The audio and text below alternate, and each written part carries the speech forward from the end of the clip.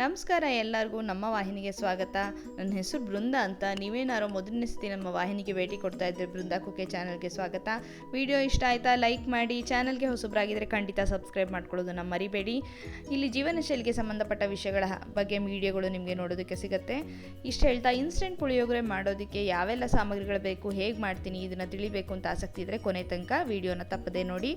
ಮೊದಲನೇದಾಗಿ ನಾನು ಇಲ್ಲಿ ಕೆಲವೊಂದು ಸಾಮಗ್ರಿಗಳನ್ನ ಜೋಡಿಸಿಟ್ಕೊಂಡಿದ್ದೀನಿ. ಅದು ಯಾವುದು ಅಂದರೆ ಅರ್ಧ ಚಮಚಷ್ಟು ಮೆಂತ್ಯ, 1 ಟೀ ಚಮಚದಷ್ಟು ಜೀರಿಗೆ, 1 ಟೀ ಚಮಚದಷ್ಟು ಕರಿಮೆಣಸಿನಕಾಳು, ಹಾಗೆ 2 ಟೀ ಚಮಚದಷ್ಟು ಎಳ್ಳನ್ನು ಇಟ್ಕೊಂಡಿದ್ದೀನಿ. ಮತ್ತು 2 ರಿಂದ 3 ಟೇಬಲ್ ಚಮಚದಷ್ಟು ಸಾರಿನ ಪುಡಿ ಅಥವಾ ರಸಂ ಪೌಡ್ರ್ ಅಂತ ಏನು ಹೇಳ್ತಾರಲ್ಲ, ಇದನ್ನೇ ಇಟ್ಕೋಬೋದು. ರಸಂ ಪೌಡ್ರ್ ಹೇಗೆ ಮಾಡೋದು ಬೇಕು ಅನ್ನೋದ್ರ ಬಗ್ಗೆ ತಿಳ್ಕೊಳ್ಳೋಕೆ ಆಸಕ್ತಿ ಇದ್ದರೆ ಚಾನಲ್ನಲ್ಲಿ ವಿಡಿಯೋ ಇದೆ, ಖಂಡಿತ ಒಮ್ಮೆ ನೋಡಿ. ಹಾಗೆ 1 ಕಪ್ನಷ್ಟು ಗಟ್ಟಿಯಾಗಿ ಹುಣಸೆ ಹಣ್ಣಿನ ರಸನ ಕೂಡ ತೆಗೆದಿಟ್ಕೊಂಡಿದ್ದೀನಿ. ಮತ್ತು ಅದೇ ಕಪ್ನ ಅಳತೆಯಲ್ಲಿ ಅರ್ಧ ಕಪ್ಪಷ್ಟು ಬೆಲ್ಲನ ಕೂಡ ಇಟ್ಕೊಂಡಿದ್ದೀನಿ. ಇಷ್ಟು ಹೇಳ್ತಾ ಮೊದಲನೇದಾಗಿ ಇಲ್ಲಿ ಒಂದು ಪುಡಿಯನ್ನು ತಯಾರು ಮಾಡ್ಕೊಳ್ಳೋಣ. ಈಗ ಮೆಂತ್ಯ, ಕರಿಮೆಣಸಿನಕಾಳು, ನಂತರ ಜೀರಿಗೆ, ಹಾಗೆ ಕೊನೆಯದಾಗಿ ಎಳ್ಳು, ಇದನ್ನು ಒಂದೊಂದಾಗಿ ಸೇರಿಸ್ಕೊತಾ ಹುರ್ಕೊಂಡು ಹೋಗೋಣ. ಒಟ್ಟಿಗೆ ಯಾಕೆ ಹಾಕ್ಕೊಂಡು ಹುರ್ಕೋಬಾರ್ದು ಅಂದರೆ, ಒಂದು ಪದಾರ್ಥಗಳು ಹಗುರವಾಗಿರುತ್ತೆ, ಒಂದೊಂದು ಪದಾರ್ಥಗಳು ಗಟ್ಟಿಯಾಗಿರುತ್ತೆ. ಎಲ್ಲದಕ್ಕೂ ಒಂದೇ ಮಟ್ಟದ ಶಾಖ ಬೇಕಾಗಿರೋದಿಲ್ಲ. ಹಾಗಾಗಿ ಮೊದಲನೇದಾಗಿ ಮೆಂತ್ಯ ಮತ್ತು ಮೆಣಸಿನಕಾಳನ್ನ ಶುರು ಮಾಡ್ಕೊಂಡಿದ್ದೀನಿ. ಕಡೆಯದಾಗಿ ಎಳ್ಳನ್ನು ಹಾಕ್ಕೊಂಡ್ರೆ ಎಳ್ಳು ಚಟಪಟ ಅಂತ ಸಿಡಿಯೋಕ್ಕೆ ಶುರುವಾಗುತ್ತೆ. ನೀವು ಇಲ್ಲಿ ಬೇಕಾದರೆ ಕರಿ ಎಳ್ಳನ್ನು ಕೂಡ ಬಳಸ್ಕೋಬೋದು. ಎಳ್ಳು ಹುಯ್ತಾ ಇದ್ದಾಗ ಚಟಪಟ ಅಂತ ಸಿಡಿದ ಮೇಲೆ ಆಗಿದೆ ಅಂತ ಅರ್ಥ. ಹುರಿದಾದ್ಮೇಲೆ ಎಲ್ಲ ಪದಾರ್ಥಗಳನ್ನು ಒಂದು ತಟ್ಟೆಗೆ ಹಾಕಿಟ್ಕೋತೀನಿ. ಆರಿದ ಮೇಲೆ ಮಿಕ್ಸರ್ ಜಾರ್ಗೆ ಹಾಕ್ಕೊಂಡು ಇದನ್ನು ಪುಡಿನ ನಾನು ತಯಾರು ಮಾಡ್ಕೋತೀನಿ.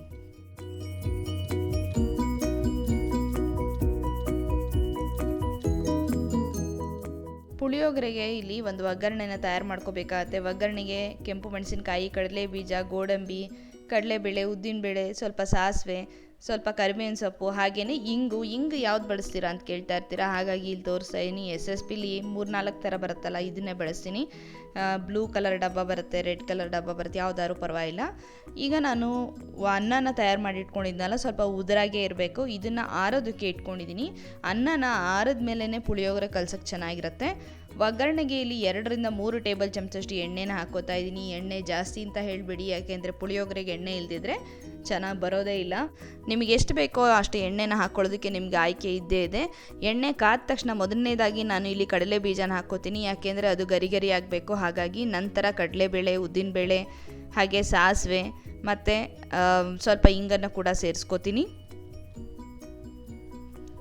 ಕಡಲೆ ಬೀಜ ಯಾವತ್ತೂ ಗರಿ ಆಗಿರಬೇಕು, ಆಗಲೇ ಪುಳಿಯೋಗರೆ ಚೆನ್ನಾಗಿರುತ್ತೆ.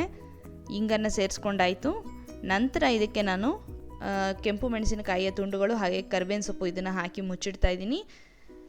ಕಡೆಯದಾಗಿ ಇದಕ್ಕೆ ನಾನು ಗೋಡಂಬಿ ಮತ್ತು ಸ್ವಲ್ಪ ಅರಿಶಿನ ಸೇರಿಸ್ಕೋತೀನಿ. ಈಗ ಒಗ್ಗರಣೆ ತಯಾರಾಗಿದೆ.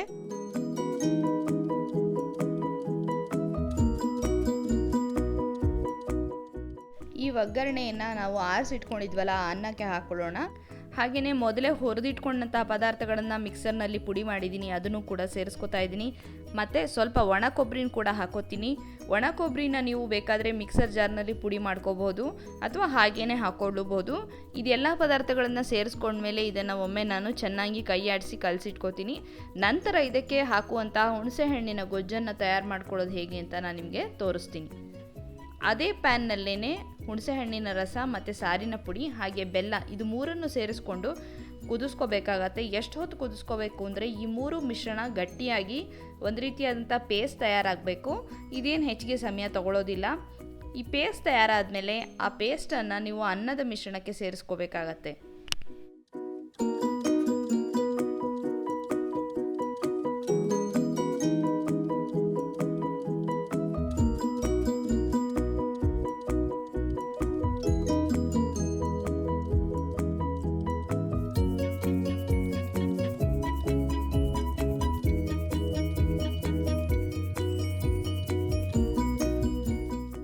ಈಗ ಹುಣಸೆ ಹಣ್ಣಿನ ಗೊಜ್ಜು ಕುದ್ದು ತಯಾರಾಗಿದೆ. ಇದು ಆರಿದ ಮೇಲೆ ಇದನ್ನು ನಾನು ಅನ್ನಕ್ಕೆ ಸೇರಿಸ್ಕೊಂಡು ಕಲಿಸ್ಕೊಂಡ್ರೆ ಪುಳಿಯೋಗರೆ ತಯಾರಾದ ಹಾಗೆ.